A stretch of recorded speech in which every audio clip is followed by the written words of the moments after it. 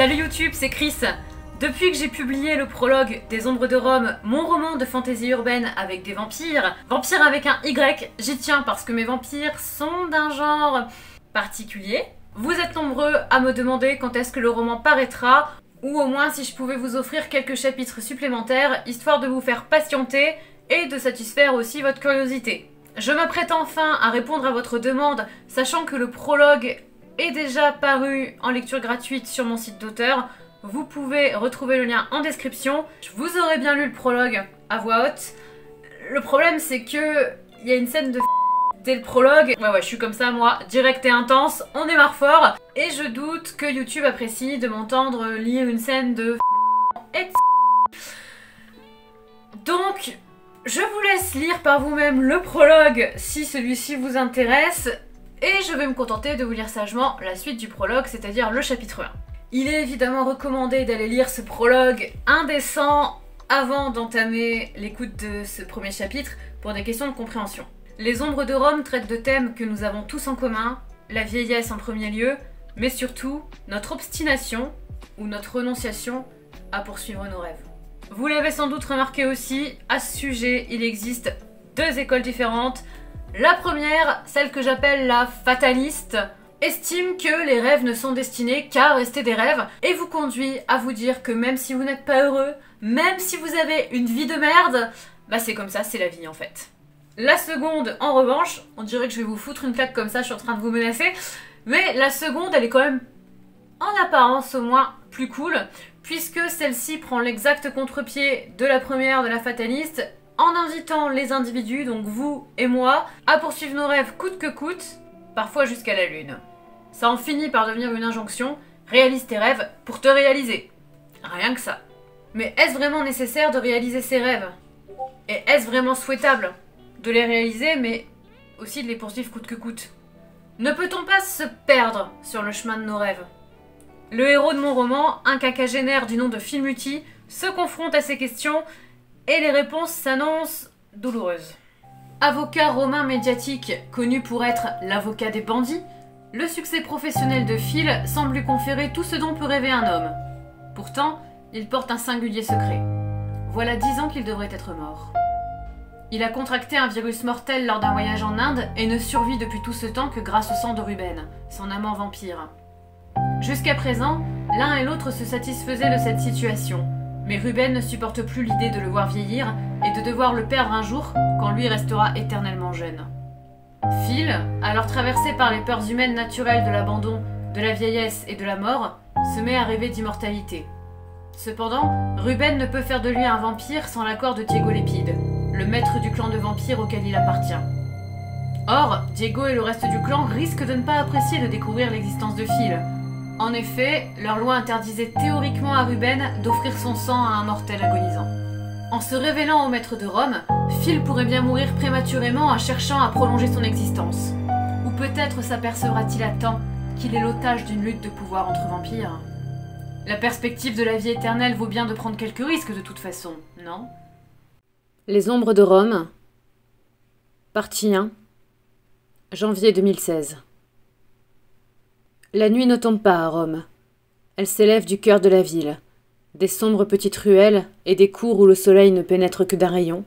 Puis, comme la brume du Tibre, elle glisse sur les toits et se déploie sur les collines. Les masques de Rome, Caroline Llewellyn. Chapitre 1. L'immortel était plongé dans son sommeil d'hiver. Rome somnolait, lové autour de son fleuve et de ses 7 collines, comme si rien ne devait jamais rompre la trêve touristique instaurée par la basse saison, son ciel obscurci et ses températures glacées. Pour un Romain comme Filmuti, cette période de l'année représentait une bénédiction. Presque une renaissance après les chaleurs caniculaires de l'été et ses armées de vacanciers dont l'invasion débordait chaque année davantage sur l'automne. Il savourait ces mois apaisés durant lesquels la tramontana, le vent du nord, se faisait complice de la ville fatiguée en chassant les visiteurs. Chaque soir, en parcourant à pied le trajet entre son cabinet d'avocat et son appartement, Phil s'emplissait du bonheur de battre le pavé des ruelles rendues à elles-mêmes. Il cheminait d'un pas tranquille pour mirer les façades au ton pastel ocre, jaune ou orangé, et s'imprégner de l'énergie douce de la capitale. Rome était une très vieille dame, dont il aimait écouter le cœur pulser dans les artères et les vénelles, avec un émerveillement sans cesse renouvelé. Les battements millénaires, immuables, s'élevaient des murs et du sol, si puissants que même les gens de passage parvenaient à les percevoir et en rester troublés. Comme le personnage du vampire des vieux mythes, Rome utilisait sa puissance multiséculaire pour envoûter les êtres humains. Il y avait quelque chose d'infiniment excitant et d'écrasant à se trouver dans son giron. Quand Phil en avait fait part à Ruben, celui-ci l'avait charrié. « Vous les humains, vous n'avez vraiment peur de rien. Tu te rends compte que tu prêtes une conscience à un agglomérama de pierres et de boulons ? Rome a une âme, c'est vrai. Ce sont les fantômes de son passé qu'elle exhibe à tous les coins de rue qui la lui confèrent, mais elle n'a pas d'esprit avec lequel penser, ni de cœur qui bat. » Phil lui avait répliqué que lui, Ruben, était bien placé pour savoir combien cette dernière affirmation était fausse. Rome possédait bien un cœur de chair, et il battait quelque part dans la chaîne montagneuse qui formait l'admirable horizon de sa campagne. La ville éternelle était le territoire de Diego Lépide et de sa famille, mais aussi un véritable carrefour surnaturel où se croisaient des centaines d'êtres extraordinaires venus les visiter. C'est pourquoi, la première fois qu'Asia aborda Phil et qu'il sentit un courant électrique le traverser à son approche, sa réaction fut d'abord de l'éviter. « Excusez-moi, monsieur, je ne veux pas vous ennuyer. » Cyniquement, Phil faillit lui répliquer que c'était pourtant ce qu'elle était en train de faire, mais la méfiance qui le poussait en avant lui commanda de l'ignorer. Et si cette fille faisait partie du monde de l'autre côté du voile, et qu'elle sentait les marques de Ruben sur lui ? « Monsieur, s'il vous plaît, je n'ai nulle part où dormir. » Les quelques secondes où elle parvint à capter son regard suffirent à l'avocat pour remarquer qu'elle était jolie sous l'aspect négligé de son allure. Ses vêtements, qui sans être poussants de saleté n'étaient plus de la première fraîcheur, et son air perdu et misérable faisaient un costume parfait pour attirer l'attention des pervers et des soulards. Si ce n'était pas un énième succube en quête d'un naïf, ce pouvait être une arnaqueuse. Pendant que la fille lui ferait son cinéma, ses complices arriveraient dans son dos, le bousculeraient, et profitant de sa confusion, le dépouilleraient. Phil continua à marcher en feignant de ne pas la voir, mais elle s'obstinait à l'accompagner. Du coin de l'œil, il discernait la buée de son souffle. Il lui en voulut pour le forcer à hâter le pas et écourter sa flânerie dans les ruelles esquises. Elle insista, un accent de dépit dans la voix.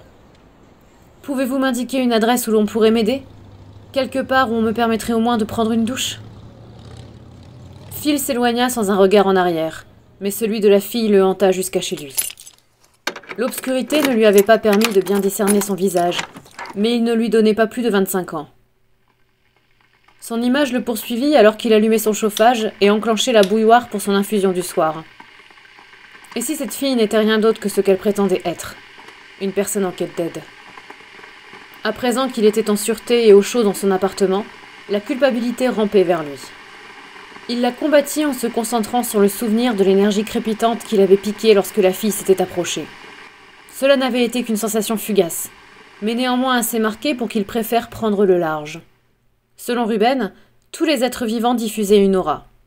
Leur perception demandait une sensibilité que Phil ne semblait posséder que face à des interlocuteurs d'un certain niveau de puissance alchimique. Les seules personnes avec lesquelles il avait déjà pu expérimenter pareil phénomène étaient soit des alchimistes, des êtres humains pourvus de dons que le commun des mortels qualifierait de paranormaux, soit des vampires. Ignorant à qui il avait affaire, il avait laissé la défiance le dominer. Et si cette gamine venait d'être expulsée de la maison familiale après avoir découvert son don ? Beaucoup d'Italiens restaient superstitieux. Découvrir leur enfant capable de prouesses assimilées à la sorcellerie avait de quoi les affoler. Et des mômes étaient jetés à la rue pour moins que ça. Sa longue expérience de bénévole dans une association LGBT de Rome avait fait de Phil le témoin de nombreux drames. L'idée qu'il venait peut-être de tourner le dos à une jeune alchimiste en situation de détresse rongea les bords de sa conscience. Il s'en voulut d'avoir fui au lieu de chercher à aider. Son attitude n'avait pas été digne de son statut de professeur à l'école d'excellence Gaius. L'école, vieille de plusieurs siècles, accueillait de jeunes alchimistes du monde entier, qu'importait leur niveau social. Elle avait pour vocation d'instruire, bien sûr, mais aussi d'aider les élèves à accepter leurs dons et à composer avec. Phil avait le sentiment d'avoir manqué à son devoir. La clochette de son téléphone détourna ses pensées de leur cours. Un sourire tendre et sans doute un peu mièvre s'épanouit sur son visage en découvrant le SMS. Ruben.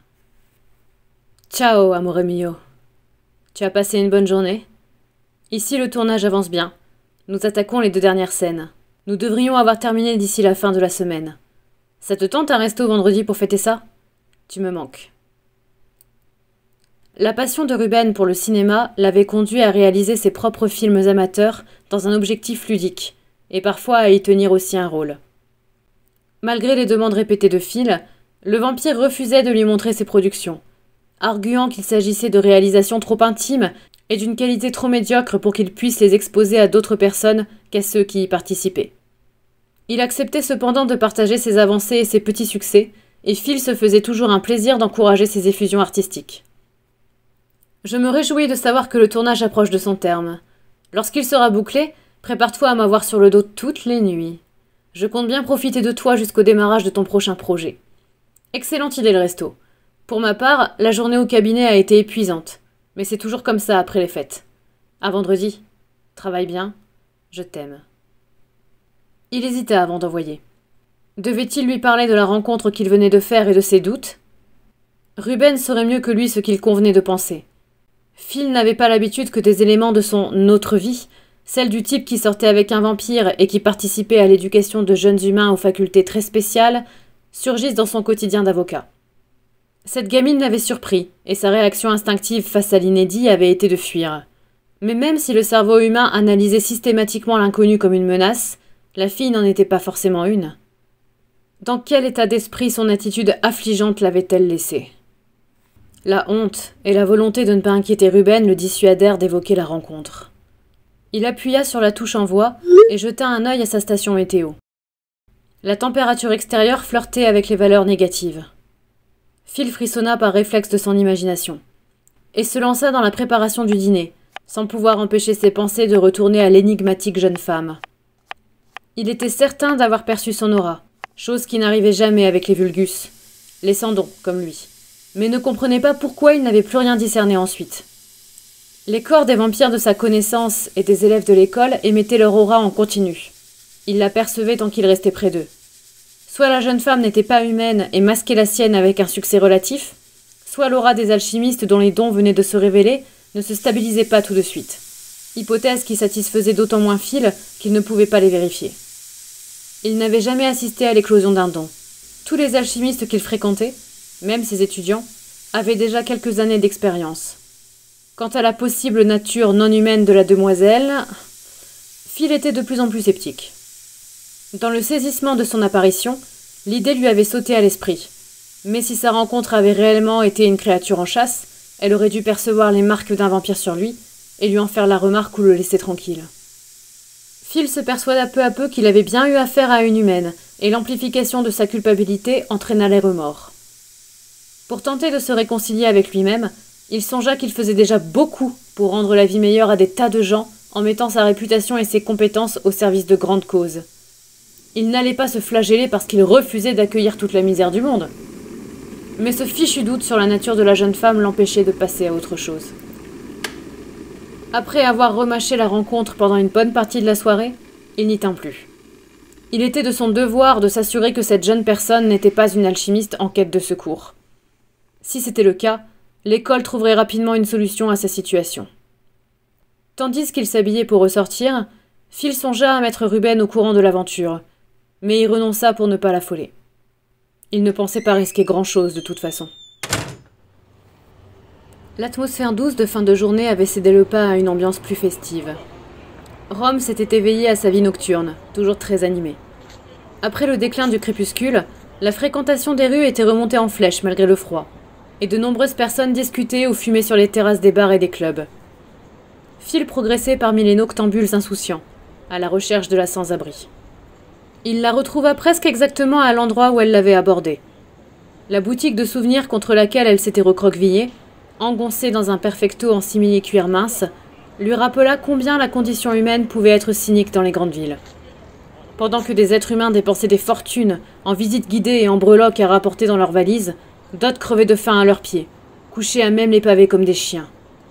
Un sentiment de révolte s'empara de l'avocat. L'impassibilité des personnes qui effleuraient la jeune femme sans lui accorder un regard le dégoûtait. La sienne avait eu une excuse. Il l'avait soupçonnée d'être une créature assoiffée de son flux vital. Il doutait que tous ces gens sous ses yeux puissent en dire autant. Combien penseraient à la jeune fille blottie contre une vitrine par moins de degrés quand il se glisserait entre leurs draps chauds? C'était ce genre de comportement qui avait donné à Phil sa plus sinistre certitude. L'humanité ne crèverait pas directement du terrorisme, des religions ou du racisme, mais de l'indifférence que la masse égocentrique, frivole et oublieuse de certains épisodes du passé, témoignerait pour les actions des mauvais tant qu'elle les épargnerait. Il traversa les courants contraires des flâneurs nocturnes et approcha la jeune femme. « Bonsoir. » Elle releva la tête, et leurs regards s'accrochèrent. Pour qu'elle ne vive pas son approche comme une invasion de son espace, Phil maintint entre eux une distance courtoise. Le regard hagard de la fille détailla son allure chic. Pendant ce temps, Phil la scrutait avec une attention déguisée par le sourire qu'il s'était composé, le plus neutre possible, pour qu'elle ne se méprenne pas sur ses intentions. Il se concentrait pour ressentir l'énergie qu'il avait alarmée plus tôt, mais la jeune femme n'émettait plus. Ou en tout cas, plus rien qui lui soit perceptible. Désolée pour tout à l'heure. J'ai cru que vous cherchiez à me voler, du coup je n'avais pas très envie de m'attarder. Pourquoi êtes-vous revenu? Il s'attendait à ce qu'elle lui pose la question. Il ne pouvait pas lui dire la vérité tant qu'il ne serait pas certain qu'il s'agissait bien d'une alchimiste. Alors il avait préparé une réponse qu'elle pourrait entendre sans le trouver louche. Je me suis dit que l'âge m'avait peut-être rendu paranoïaque. Et puis il y a quelques années, j'ai connu une situation difficile moi aussi. Et j'ai eu de la chance qu'une main se tende pour m'aider quand je l'ai demandé. En y repensant, je m'en suis voulu pour mon comportement avec vous. C'était vraiment nul. Vous n'êtes pas le premier à m'ignorer. Et vous trouvez que c'est une raison suffisante pour me pardonner? Vous êtes le premier à revenir. Donc oui. Elle eut son premier sourire, timide et embarrassé. Il songea à l'effet qu'il devait lui faire. Quinquagénaire élégant dans son manteau de marque, par-dessus son costume 3 pièces, montre bréguée et gourmette en argent au poignet, peau impeccable grâce à des soins quotidiens à l'argile et rasée au poil près. Elle, avec son perfecto trop léger pour la rigueur de l'hiver, même romain, son jean usé aux genoux, sa peau craquelée par le froid, ses cernes sous les yeux et ses longs cheveux châtains qui commençaient à graisser, devait se sentir à des lieues de son univers. Le gouffre qui les séparait avait des allures de galaxie. Je doute qu'il soit encore possible de vous trouver une place dans un hébergement pour la nuit, vu la saison. Je suis donc venu vous proposer mon hospitalité. Au moins le temps d'une douche, puisque cela semblait vous tenir à cœur. Il espérait surtout qu'elle accepte de dormir sous son toit, pour avoir le temps de lui parler. Mais craignait d'essuyer une rebuffade en formulant la chose directement. L'idée d'être pris pour un pervers lui était insupportable. Je ne sais pas. Je ne vous connais pas. Vous connaissez tous les gens qui passent à côté de vous dans la rue? Vous marquez un point. Je suis avocat. C'est mon métier d'avoir de la répartie. Par il ne savait quelle mystérieuse alchimie, sa profession inspirait confiance aux gens. Ou suscitait leur haine, c'était qui tout double. Mais la glisser au détour d'une conversation lui avait servi plus d'une fois. Étant donné les circonstances, il se permit d'insister. Risquer l'agression d'un seul inconnu me paraît un meilleur calcul que de risquer celle de 2 800 000 inconnus en restant ici. Phil sentait la jeune femme engagée dans une lutte interne entre la peur que lui procurait l'idée de le suivre et son aspiration à un peu de confort. Il ne devait pas laisser le malaise la gagner. Comment vous appelez-vous? Asia. Un large sourire s'épanouit sur le visage de Phil. Peu commun, mais très joli. Et cela me ferait presque croire que j'étais destinée à jouer votre ange gardien. Je me passionne pour le continent asiatique, pour l'Inde particulièrement. J'y ai mené de nombreuses missions humanitaires. J'aime beaucoup ce pays, moi aussi. Il avait été inspiré avec cette simple question du prénom. Phil la sentait s'ouvrir. Elle souriait de façon un peu plus assumée. Depuis combien de temps dormez-vous dehors? C'est ma 3e nuit. Vos parents vous ont chassé? Non, c'est moi qui suis partie. J'imagine que la décision n'a pas été facile à prendre. En fait, si, elle l'a été, un peu. Elle s'est imposée à moi comme ça, comme si une voix dans ma tête me disait que partir était la seule solution. Je n'ai pas réfléchi et je l'ai écoutée, et maintenant, vous regrettez. Le regard perçant de l'avocat scrutait son visage éreinté. cherchant dans les ombres des yeux et les plissements de la peau martyrisée les émotions profondes que les mots pouvaient essayer de déguiser. Non, pas vraiment. Un rictus amer et gêné rehaussa ses lèvres. À voir ma situation, vous devez vous dire que je suis bizarre, mais je n'arrive pas à regretter d'avoir agi en accord avec mes besoins. Mais je n'arrête pas d'y penser et je me demande si j'ai bien fait. C'est normal, dit Phil. Je m'occupe de jeunes LGBT dans une association. Et même lorsqu'ils sont partis parce que leur famille les harcelait ou les frappait, beaucoup se posent la même question. L'inconnu fait peur. Encore plus à des jeunes qui n'ont jamais eu à se débrouiller seuls avant. Oh, mais ce n'est rien d'aussi grave dans mon cas, marmonna Asia en baissant les yeux. Phil sourit avec indulgence. C'est déjà une bonne chose. Mais vous êtes sûr que vous ne préféreriez pas poursuivre cette conversation au chaud? Demain, nous trouverons une autre solution. Mais pour ce soir, vous serez toujours mieux chez moi que sur ce trottoir? La peur frappa à nouveau la jeune femme. Ses yeux s'arrondirent et elle resta muette un long instant. Puis quelque chose passa dans son regard. De la témérité ou simplement le désir d'échapper à la morsure du froid plus féroce de Runner, qui balaya ses dernières réticences. Elle se leva. « Merci beaucoup, monsieur. Merci. » répéta-t-elle, l'air harassé mais soulagé. Phil l'était aussi. Il allait disposer de plus de temps pour la faire parler et tenter de lui faire avouer son appartenance aux alchimistes, dont elle ignorait probablement tout. Alors, ce serait à son tour de lui parler. Il lui dirait qu'elle n'était pas seule, que d'autres personnes à travers le monde possédaient des facultés spéciales. Il lui expliquerait qu'ici, à Rome, il existait même une école qui leur était spécialement dédiée, que des gens pouvaient l'aider. Tandis qu'il cheminait vers chez lui, la conversation se poursuivait sur son engagement auprès des jeunes homosexuels, et Phil continuait à guetter l'aura de la jeune femme.